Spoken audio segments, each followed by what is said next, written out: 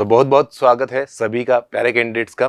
और आज हम डिस्कस करने वाले हैं जो एसएससी ने अपना सीएचएसएल का नोटिफिकेशन रिलीज किया है उसी के बारे में। जी हाँ, काफ़ी सारे कैंडिडेट थे जो सीएचएसएल के नोटिफिकेशन का वेट कर रहे थे।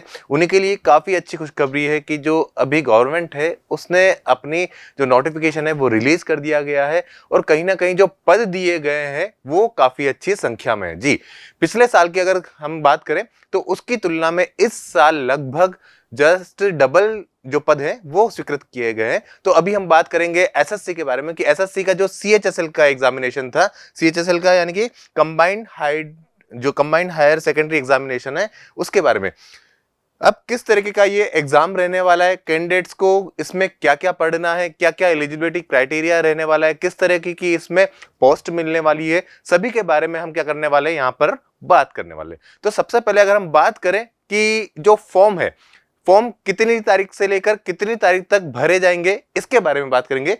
तो ये एसएससी का सीएचएसएल का ऑफिशियल नोटिफिकेशन है और इसके रेफरेंस में ही हम सारी बात करने वाले। तो अगर यहाँ पर देखा जाए तो स्टार्टिंग है ना ऑनलाइन एप्लीकेशन सबमिशन की, वो आपको 8/4/2024 से 7/5/2024 तक का टाइम रखा गया है यहाँ पर कि आप 8 अप्रैल से लेकर 7 मई तक क्या कर सकते हैं, अपने फॉर्म को फिल कर सकते हैं, अपने जो भी फॉर्म है वो यहाँ पर फिल कर सकते हैं। अगर हम बात करें एग्जामिनेशन की तो एग्जाम इसमें 2 टायर में होने वाला है, टायर 1 और टायर 2 की। पहला जो फेज रहेगा उसमें आपका सीबीटी रहेगा, दूसरे फेज में भी सीबीटी रहने वाला है। परंतु अगर हम बात करें फेज 1 की तो फेज 1 में जो एग्जाम का पैटर्न रहने वाला है उसमें आपको मैथ्स, रीजनिंग, इंग्लिश और जीके जीएस का पोर्शन मिलने वाला है, जो कि अभी हम आगे बात करने वाले हैं पूरे ही एग्जाम स्कीम के बारे में। तो सबसे पहले अगर यहाँ पर देखा जाए तो तारीख जो आपको माइंड में रखनी है, दिमाग में रखनी है कि कितनी तारीख से लेकर कितनी तारीख तक हम यहाँ पर अप्लाई कर सकते हैं। तो 8/4/2024 से लेकर 7/5/2024 तक आप अपने फॉर्म को यहाँ पर सबमिट कर सकते हैं।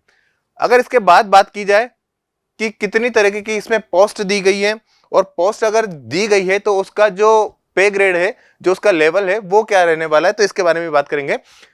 अगर हम बात करें यहाँ पर फर्स्ट, तो जो सबसे पहली इसमें पोस्ट दी गई है वो रही है आपके पास लोअर डिविजनल क्लर्क की, जिसको हम नॉर्मली भाषा में या साधारण भाषा में एलडीसी भी कहते हैं। एक है हमारे पास जूनियर सेक्रेटरीट असिस्टेंट। अगर आप इन पोस्ट की बात करें तो जितने भी भारत सरकार के उपक्रम है या भारत सरकार के जितने भी कार्यालय हैं वहां पर जो एलडीसी और जेएसए लगते हैं वो इसी के थ्रू लगते हैं। ठीक है, तो ये जो पूरा का पूरा एग्जामिनेशन है ये 12th पर बेस है। आपकी मिनिमम जो क्वालिफिकेशन है वो 12th होना चाहिए, आपने 12वीं पास की होनी चाहिए।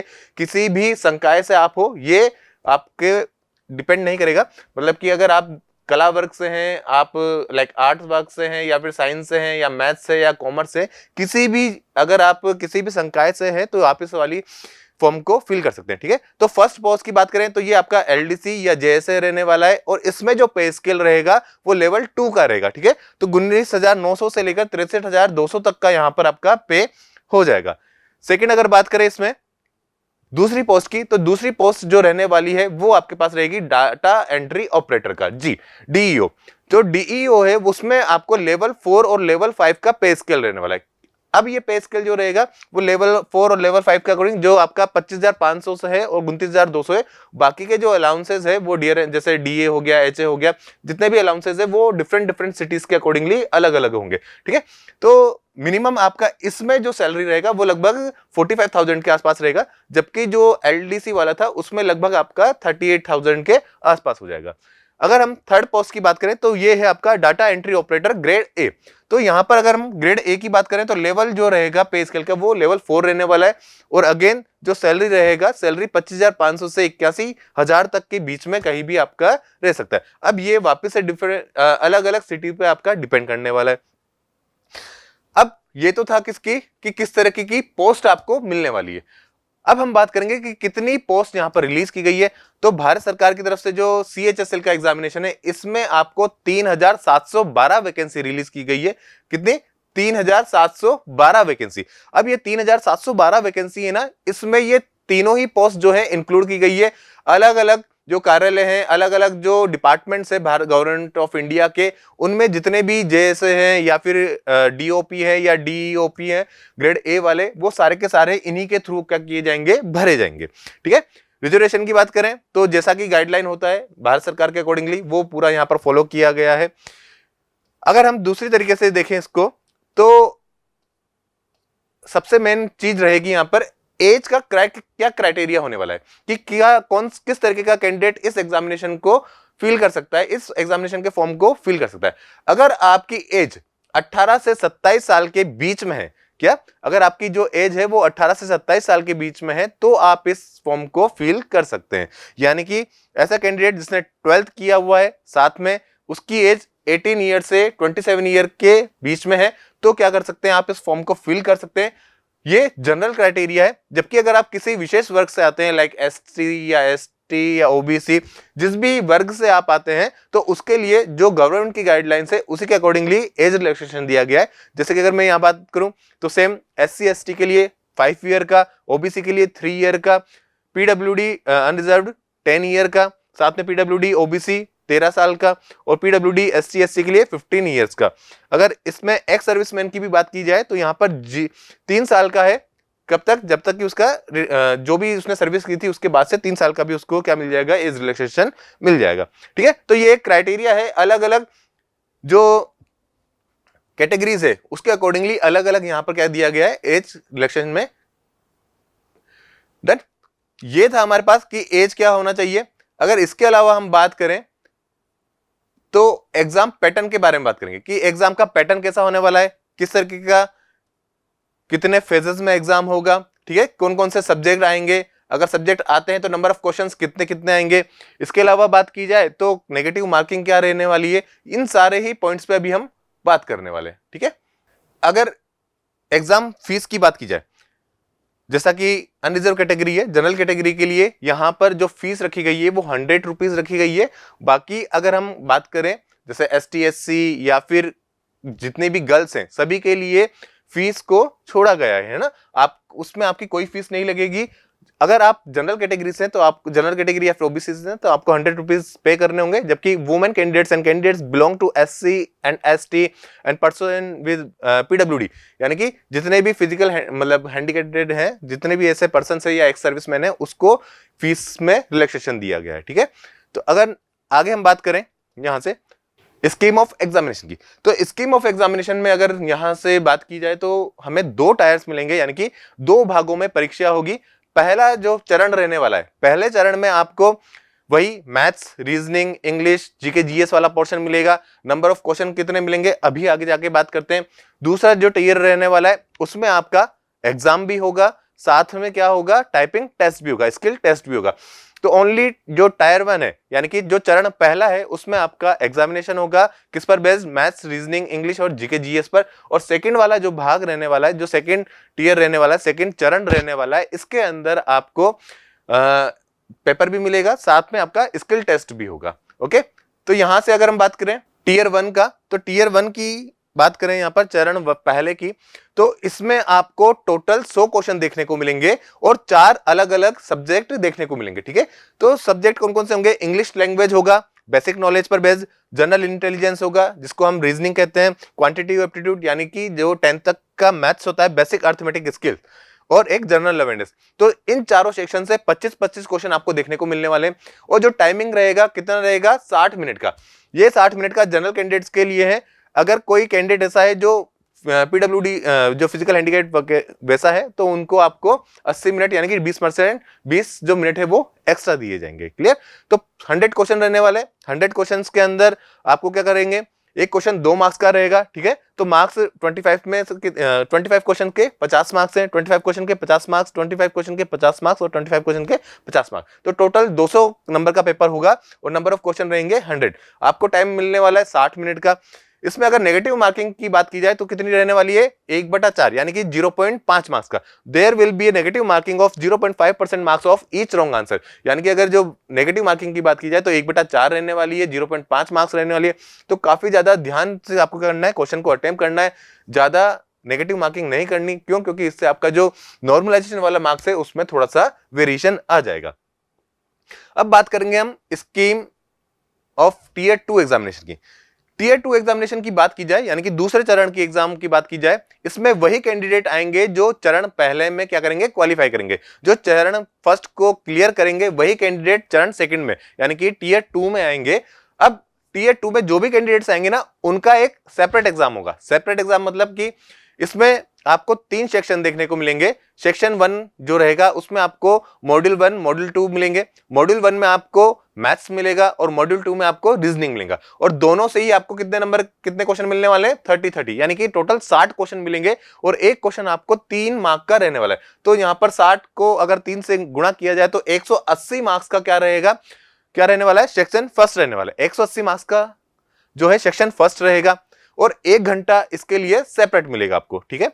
सेक्शन 2 की बात की जाए, सेक्शन 2 की बात की जाए तो इसमें आपको मॉड्यूल 1 मॉड्यूल 2 अगेन मिलेंगे। मॉड्यूल 1 में इंग्लिश वाला जो पोर्शन है वो आपको कंप्लीट मिलेगा और मॉड्यूल 2 के अंदर आपको जीके जीएस वाला पोर्शन मिलने वाला है। इंग्लिश के जो क्वेश्चन होंगे वो 40 रहने वाले हैं। और अगर जीके जीएस की बात करें तो यहां पर जनरल अवेयरनेस की तो कितने क्वेश्चन मिलेंगे, 20 क्वेश्चन मिलेंगे, ठीक है। तो टोटल अगेन 60 क्वेश्चन मिलेंगे और 60 ही 3 मार्क्स के रहने वाले, तो 180 क्वेश्चन, 180 जो मार्क्स हैं वो यहां पर मिल जाएंगे। अगर हम सेक्शन 3 की बात करें तो इसमें आपको 2 चीजें मिलेंगी। एक तो मिलेगा आपको कंप्यूटर पर बेस्ड पूरा का पूरा स्किल टेस्ट और एक मिलने वाला है पेपर। यानी कि अगर सेक्शन 3 की बात की जाए तो कंप्यूटर नॉलेज मॉड्यूल 15 क्वेश्चन आपको मिलने वाले, पर क्वेश्चन आपको 3 मार्क्स का रहेगा, तो 45 मार्क्स आपके यहां से हो जाएंगे। अब इसका पार्ट ए, पार्ट बी और पार्ट सी तीनों क्या है, तीनों आपने जिस कैटेगरी में क्वालिफाई किया है उसके अकॉर्डिंगली अलग अलग क्या होंगे, स्किल टेस्ट होंगे। स्किल टेस्ट का मतलब कि आपके टाइपिंग टेस्ट होगा। टाइपिंग टेस्ट की अगर बात की जाए, देखिएगा स्किल टेस्ट फॉर डीईओ यानी कि जो डाटा एंट्री ऑपरेटर्स है उनके लिए जो स्किल टेस्ट रखा गया है ना वो कितना रहेगा, 15 मिनट का रहने वाला है। 15 मिनट का रहेगा और ये कितनी इसमें वर्ड आपको प्रेस करने, ये जो अभी हम 7.2 7.3 पैरा पढ़ेंगे वहां पर इसके बारे में पूरे अच्छे तरीके से बात करेंगे। जबकि जो पार्ट बी है वो आपका स्किल टेस्ट है, DEOs expect in department ministry mention, ठीक है। तो इसमें भी आपको कितना टाइम मिलेगा, 15 मिनट। तो दोनों ही डीईओज के लिए आपको 15 मिनट्स मिलने वाले, पर जो नंबर ऑफ वर्ड्स का प्रेसिंग है यानी कि जिसको हम बोलते हैं स्पीड, टाइपिंग की स्पीड है, वो दोनों में थोड़ा सा अलग अलग मांगा गया है। अगर हम बात करें पार्ट सी का तो टाइपिंग टेस्ट फॉर एलडीसी और जेएसओ यानी कि जो सबसे लोअर पोस्ट है सीएचएसएल में एलडीसी और जेएसए, इसके लिए आपको 10 मिनट के टाइमिंग मिलेगा और यहां पर आपको लगभग 34 से 35 की स्पीड होनी चाहिए, ठीक है। तो ये हमारे पास पूरा का पूरा एक क्राइटेरिया था कि टीयर 1 में क्या होगा, टीयर 2 में क्या होगा। तो टीयर 1 में सेपरेट आपको 4 सब्जेक्ट मिलने वाले हैं, 100 क्वेश्चन होंगे, 200 मार्क्स का और 1 घंटे का टाइम मिलेगा। जो भी कैंडिडेट टीयर 1 में सेलेक्ट होते हैं उन्हीं का ही टीयर 2 में अपीयरेंस होगा। वही लोग क्या करेंगे, चरण 2 में शामिल होंगे। और चरण 2 में भी जो आपको पेपर मिलने वाला है उसमें 2 फेज होंगे। पहला फेज में आपको क्या करना पड़ेगा, पूरा का पूरा पेपर है उसे सॉल्व करना पड़ेगा। और सेकंड फेज में आपको अपना जिस भी पोस्ट के लिए आपने अप्लाई किया है, जिस भी पोस्ट के लिए आप क्वालिफाई हुए हैं, चाहे वो जेएसओ हो या फिर डीई हो, तो उसके लिए आपको अलग अलग 3 टाइप के क्या मिलेंगे, टाइपिंग टेस्ट मिलने वाले, ठीक है। जैसा कि मैंने बोला कि डीईओज जो दोनों टाइप के डीईओज है उसमें आपको ओनली इंग्लिश टाइपिंग मिलेगा। जबकि जो जेएसए है, जेएसए या फिर एलडीसी की बात करें तो उसमें आपके पास विकल्प होगा कि आप हिंदी या इंग्लिश दोनों में से कोई भी एक लैंग्वेज सेलेक्ट कर सकते हैं और उसी पर बेस्ड अपना टाइपिंग टेस्ट दे सकते हैं। क्लियर। तो सेम चीज वापस अगेन रिपीट करूंगा मैं, सेक्शन 1 में आपको मॉड्यूल 1 में मैथ्स मिलने वाला है, मॉड्यूल 2 में आपको रीजनिंग मिलने वाली है। दोनों में आपको 30-30 क्वेश्चन मिलेंगे, 30-30 क्वेश्चन मिलने वाले हैं, ठीक है। यहां से अगर देखा जाए सेक्शन 2 के अंदर तो आपको एक जनरल अवेयरनेस का पार्ट मिलने वाला है और एक इंग्लिश का पार्ट मिलने वाला है। इंग्लिश के पार्ट में आपको 40 क्वेश्चन देखने को मिलेंगे और जनरल अवेयरनेस में आपको कितने क्वेश्चन देखने को मिलेंगे, यहाँ पर 20 क्वेश्चन। तो दोनों में ही आपको 60 क्वेश्चन फिर से देखने को मिलने वाले। जो सेक्शन 3 है इसमें 2 टाइप रहेंगे, एक रहेगा आपका कंप्यूटर का टेस्ट रहेगा और एक रहेगा स्किल टेस्ट। तो कंप्यूटर के पेपर में आपको 15 क्वेश्चन मिलने वाले, एक क्वेश्चन 3 मार्क्स का, अगेन 45 मार्क्स के क्वेश्चन रहेंगे। अब यहां से देखा जाए तो टाइपिंग टेस्ट की बात करते हैं, है ना। Module 2 for section 3 skill test typing. अगर यहां से देखा जाए तो देखिएगा skill test for DEO operator, तो इसमें क्या करना है आपको, जो भी स्किल टेस्ट होगा डीईओ के लिए, तो इसमें आपको 15 मिनट्स में लगभग कितने 3700 से 4000 जो कीज है ना वो डिप्रेस करनी है। क्या करनी है? 3700 से 4000 तक के जो की है वो आपको प्रेस करने हैं कितने मिनट के अंदर? 15 मिनट के अंदर। ठीक है, सेम चीज अगर skill test for DEO grade A के लिए बात की जाए तो इसमें आपको अगेन 15 मिनट के अंदर 2000 से 2200 की जो प्रेस की है वो प्रेस करनी है। अगेन अगर हम बात करें जेएसए के लिए तो एलडीसी और जेएसए के लिए इसमें जो टाइपिंग टेस्ट है वो आपकी लैंग्वेज पे डिपेंड होगा कि आपने कौन सा लैंग्वेज सेलेक्ट किया है, आपने हिंदी किया है या इंग्लिश किया है, उसी के बेसिस पे आपको ये मिलने वाला है। तो अगेन इसमें क्या रहने वाला है कि आपका स्पीड जो है ना इंग्लिश के लिए वो तो कितना होना चाहिए? 35 का होना चाहिए, और हिंदी लैंग्वेज अगर सेलेक्ट किया है तो आपको 30 का इसमें स्पीड आना चाहिए। तो अगेन यहां से देखी जाए तो इस तरीके से क्या पूरा का पूरा ये हमारे पास स्कीम का क्लियरिफिकेशन है। क्लियर है बच्चा?